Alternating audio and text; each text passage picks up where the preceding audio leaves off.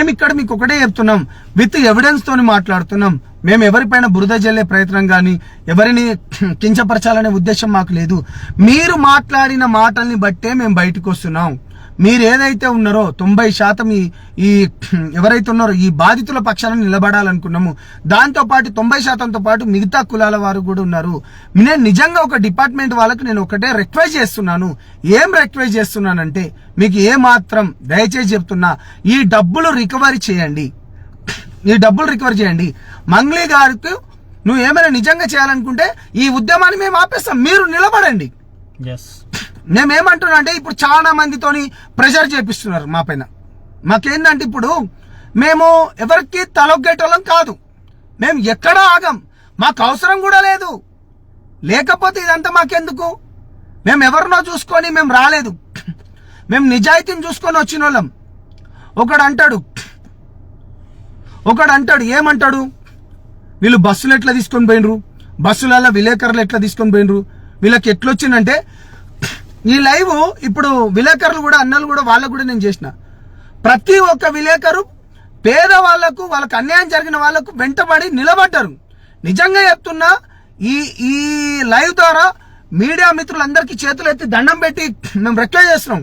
నిజంగా మీ social media దాంతోపాటు main stream కూడా చాలా చూపించింది.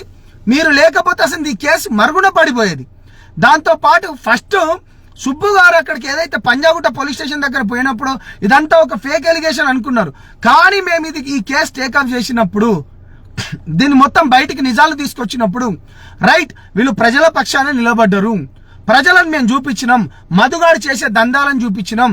దాని తర్వాత బాలాజీ గాడు కావచ్చు, భీమా నాయక్ అనేటోడు కావచ్చు, కోట్ల రూపాయలు వాళ్ళ భూములు అమ్ముకున్నారు, వాళ్ళ భూముల పైన లోన్లు తీసుకున్నారు, పేదపిట్ట వాళ్ళ బంగారాలు అమ్ముకున్నారు, దాని తర్వాత వాళ్ళ ఇంటి పైన లోన్లు తీసుకున్నారు, వాళ్ళ రైతుల వాళ్ళ పంటలను అమ్ముకున్నారు.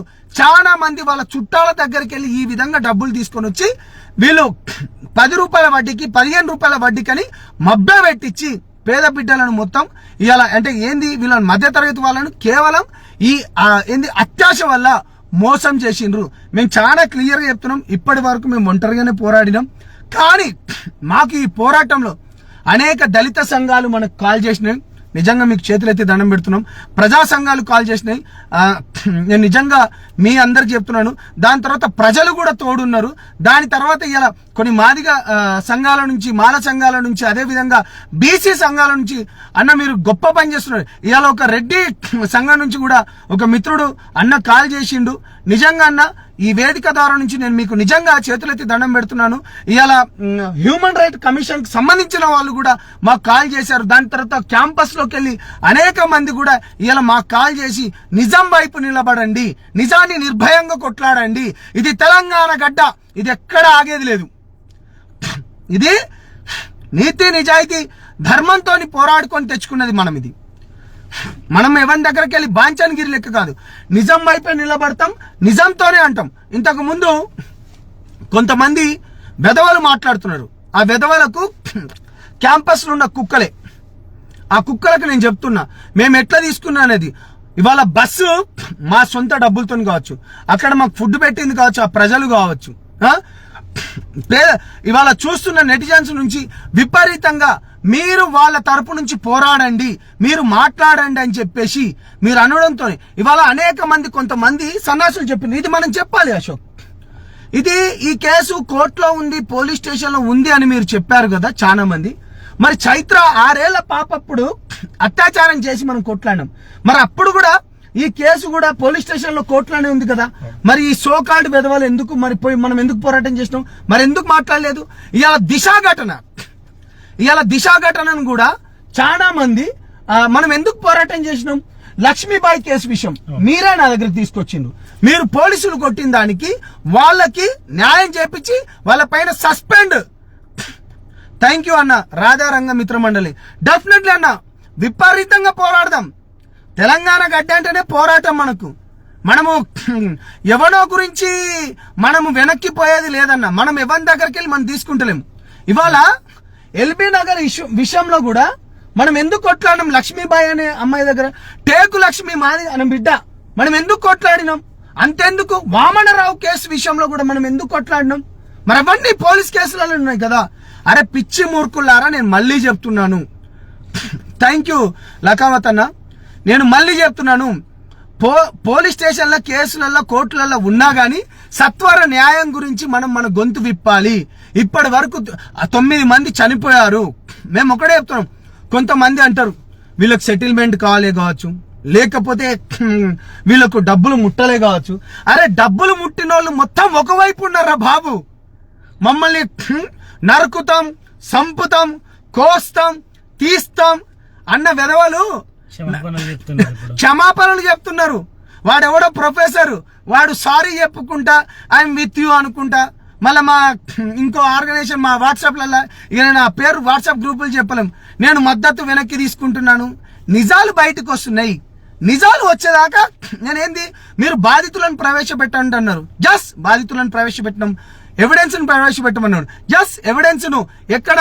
కర్ణాటక మాజీ మంత్రి యొక్క మనవాడు ఏం చెప్పాడు చాలా క్లియర్ గా. ఆ రోజు మధుతో పాటు, శివ చౌహాన్ తో పాటు, దాని తర్వాత ఎవరు మన హిమకాంత్ రెడ్డితో పాటు శైలజ, వీళ్ళకు బెంగళూరుకి 25 కిలోమీటర్. అరే నిజం రా భయ్, మేము మా పైన మీరు నిందారోపణలు ఇస్తారా? ఆమె అంటే ఆమె పేరు ఎందుకంటే ఇది చాలా గూడుపుటాని జరిగింది. బాలాజీ దగ్గర పనిచేసినోడు మధుగాడు బాలాజీని ఎగ్జాక్ట్లీ ప్రవీణ్ బ్రదర్ మీరు చెప్పింది కరెక్టే. బాలాజీని ఎగ్జాంపుల్ తీసుకొని మధుగాడు కొన్ని 100 కోట్లు సంపాదించడం. ఆయన మధుకు కర్నూలుకి ఏం సంబంధం అండి? ఒక ఛానల్ చెప్తున్నారు. ఇప్పుడు ఇప్పుడు అశోక్ పోతాడు, ఎక్కడైనా మాకు జనగాంలో మాకు డబ్బులు ఇచ్చేస్తారా? లేకపోతే విజయవాడలో ఇచ్చేస్తారా? జహీరాబాద్ ఎట్లా డబ్బులు ఇస్తారండి? కర్ణాటక ఏ విధంగా డబ్బులు ఇస్తారు? ఎవరిని చూసి ఇచ్చిండ్రు? నిజాలు బయటికి రావాలి. ఇప్పుడు నువ్వు పోయి కేంద్ర మంత్రుల దగ్గర లేకపోతే రాష్ట్ర మంత్రుల దగ్గర నువ్వు పాట పాడినంత మాత్రాన నీకు వెనుకేసుకొస్తారు అని అంటే, నిజంగా మా దాంట్లోకెళ్ళి కూడా మా పెద్ద మనుషులను కూడా ఎవరైతే పెద్ద మనుషులు మీన్స్ పెద్దోళ్ళు అనుకుంటున్నారో వాళ్ళకు నేను ఒకటే రిక్వెస్ట్ చేస్తున్నాను అన్న, మా గొంతులు నొక్కకండి. మేము కొట్లాడుతున్నది కేవలం వాళ్ళు బాధితుల తరపు నుంచి కొట్లాడుతున్నాం. నేను చాలా క్లియర్గా చెప్తున్నాను. మా పైన అనేకమైన మాటలు మాట్లాడినోడు ఇప్పుడు ఒక్కసారి కూడా బయట దొరికితే వాళ్ళ పరిస్థితి ఏముంటుంది తమ్ముడు? వెతుకుతున్నారు మిమ్మల్ని. బాజాబ్తా చెప్తున్నాం. ఇవాళ వాళ్ళ ఇంట్లోకి వెళ్ళి ఇవాళ ఈ దీంట్లో ముఖ్యంగా పోలీసు వాళ్ళు కూడా డబ్బులు ఇచ్చిండ్రు. పోలీసు వాళ్ళు కూడా 50 చెప్పను కానీ లక్షల్లో డబ్బులు ఇచ్చిండ్రు. డాక్టర్లు ఇచ్చిండ్రు, ఇంజనీరింగ్ లో డబ్బులు ఇచ్చిండ్రు. ఆ బెల్ట్ మొత్తం వీళ్ళు నాశనం చేసుకుంటూ పోయినరు. చాలా క్లియర్ గా నేను మళ్ళీ చెప్తున్నాను, బాధితుల పక్షాన్ని నిలబడతాం, నిజం వైపు మాత్రమే నిలబడతాం, దేన్నైనా ఎదుర్కొంటాం. మేము కావాల్సుకొని చెప్పి ఎవ్వరి పేర్లు మేము చెప్పట్లేదు. మీరేదైతే మాట్లాడినరో మేము దాన్ని బట్టే మాట్లాడుతున్నాం. నెక్స్ట్ మా కార్యాచరణ ఏంటంటే, నెక్స్ట్ మేము ఒక కార్యాచరణకు ఒక గ్రూప్ కూడా డెఫినెట్ గా ఒకటి క్రియేట్ చేయాలనుకుంటున్నాం. మిగతా అందరితోని గవర్నర్ గారిని కూడా కలవబోతున్నాం.